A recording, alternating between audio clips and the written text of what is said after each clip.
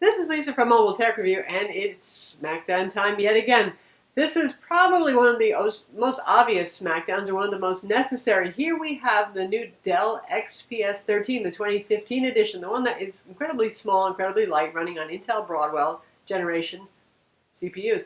Here we have the incumbent, the Lenovo Yoga 3 Pro, been out since November of 2014, one of the first Broadwell systems, albeit a different kind of processor inside. Both are 13.3 inches, under 3 pounds. A lot of similarities, but some important differences. We're going to compare them now. Here we have the battle for your dollars, $1,299 to be specific. Right here we have the Lenovo Yoga 3 Pro. Lenovo just rolls one configuration, and that's a nicely equipped device, and it has 8 gigs of RAM and a 256 gig SSD, a QHD Plus 3200 by 1800 display. Here we have the, well, perhaps the most desirable, depends on your tastes and your needs, version of the 2015 Dell XPS 13, the new kid on the block as of late January, early February 2015. That one also has 8 gigs of RAM and a 256 gig SSD and the same resolution 3200 by 1800 display.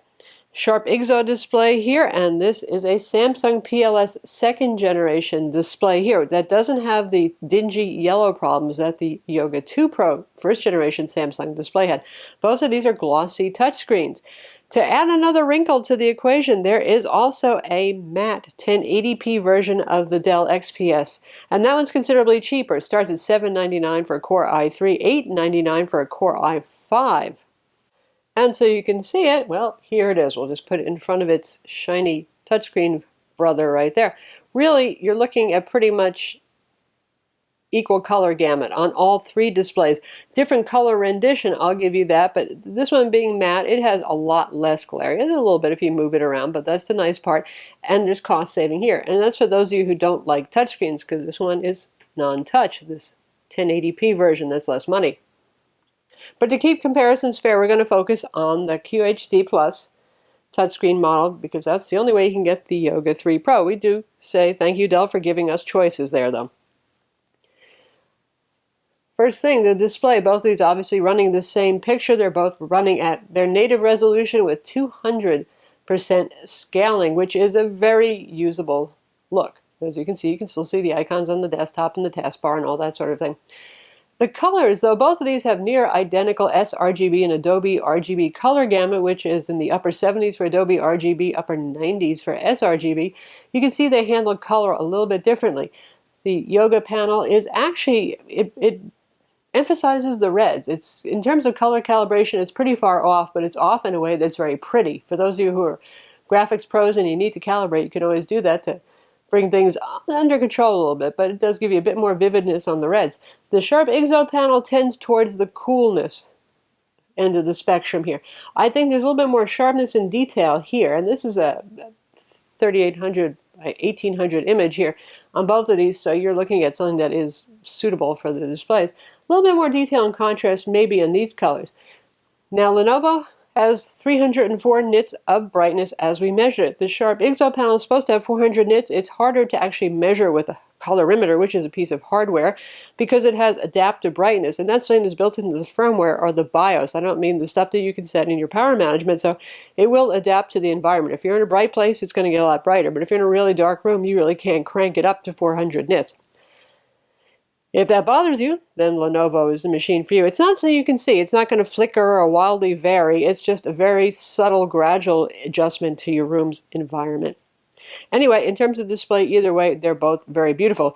The IGZO display uses a lot less power, so that's why Dell manages to get some very good battery life, and obviously with that firmware power management for the display going on.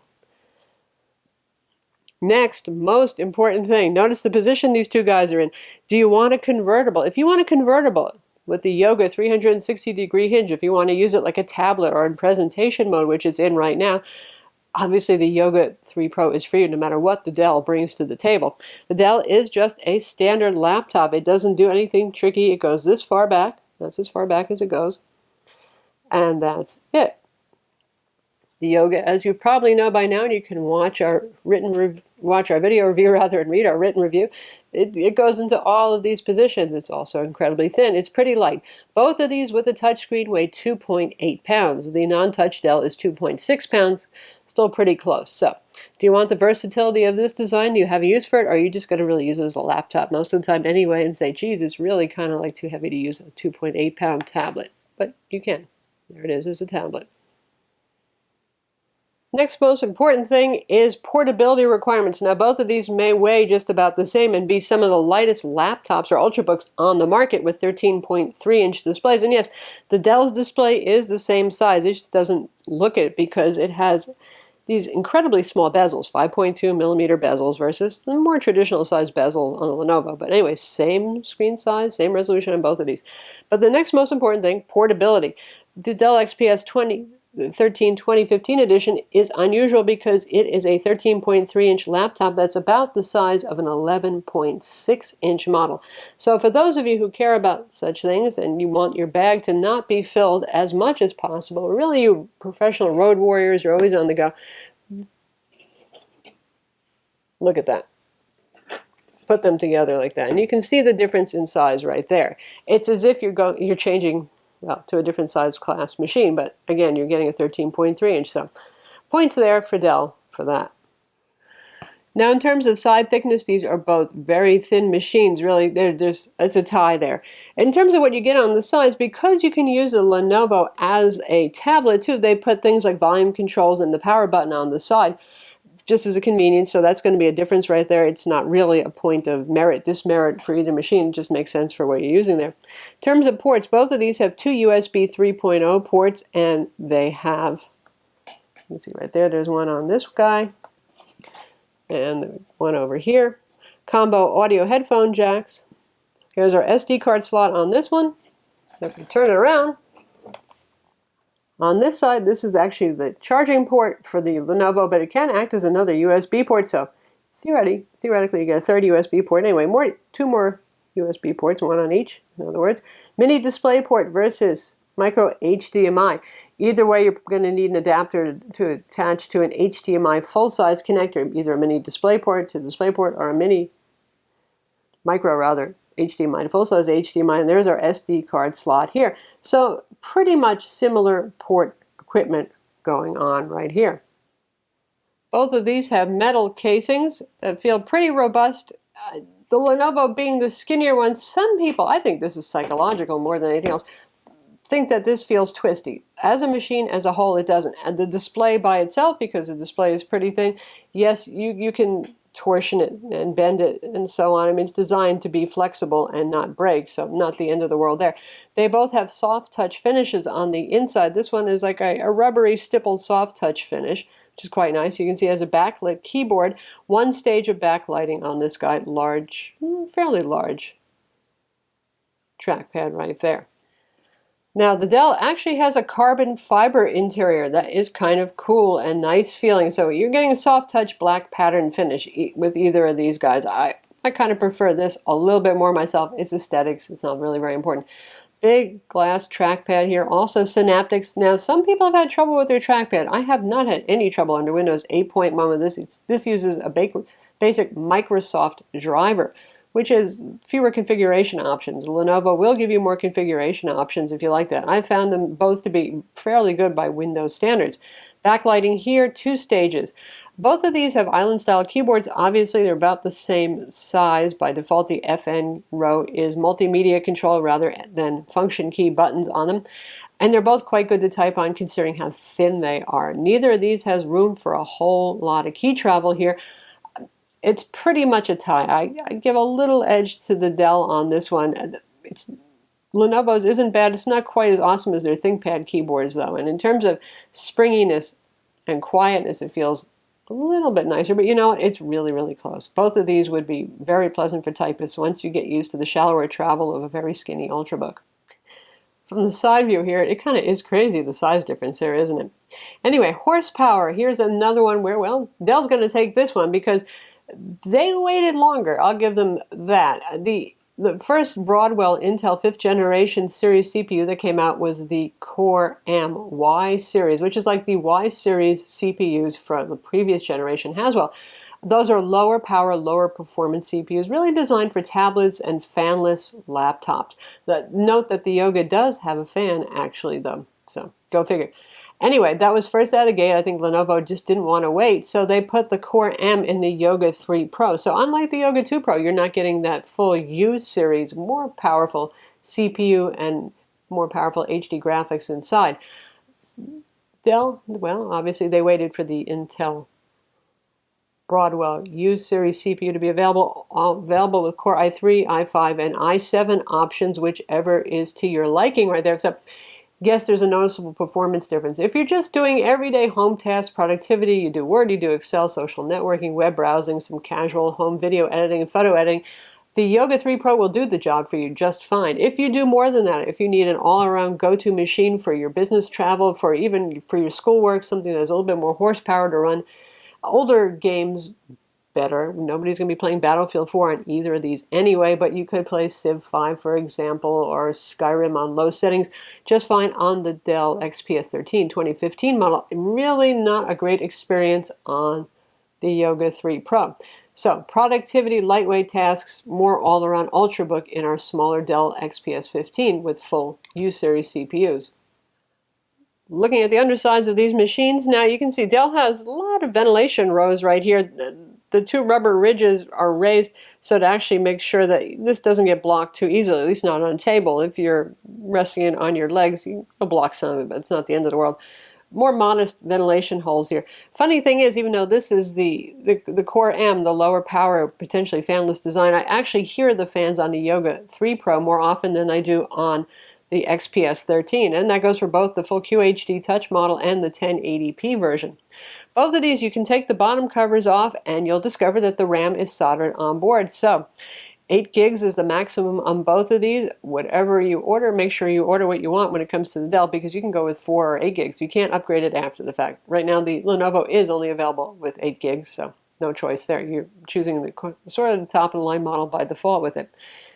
Both of these have removable SSDs, so you could upgrade those later, and the usual socketed wireless cards. They both have Wi-Fi 802.11 AC and Bluetooth 4.0 with pretty much identical reception.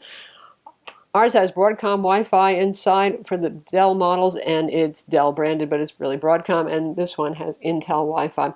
Anyway, both perform the same there.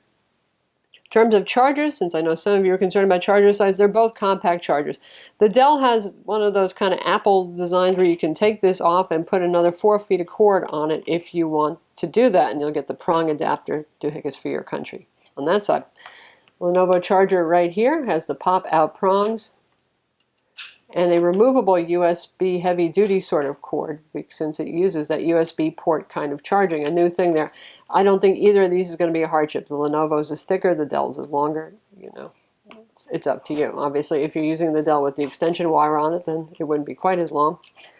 Really not a big difference. Now, battery life. Here's another interesting thing. You would think the Core M and the Lenovo would be the Energizer Bunny, right? Because it's got lower wattage usage and all that sort of thing.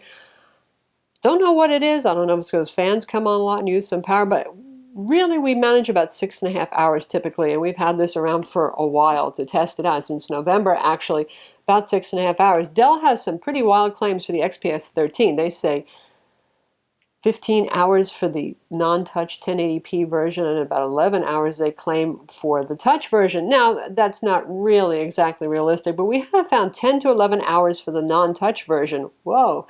And about 8 hours for the touch. So the Dell actually is the one that's going to last you longer on a charge. Lastly, for multimedia, we'll play a YouTube video here of ours, and you can hear the speaker difference. Both of these have the speakers set to 78%. So let's see how they sound.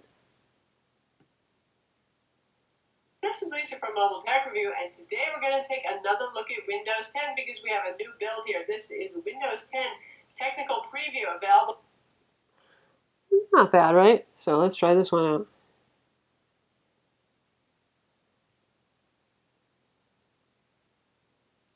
This is Lisa from Mobile Tech Review, and today we're going to take another look at Windows 10 because we have a new build here. This is Windows 10 technical preview available at the end of January 2015.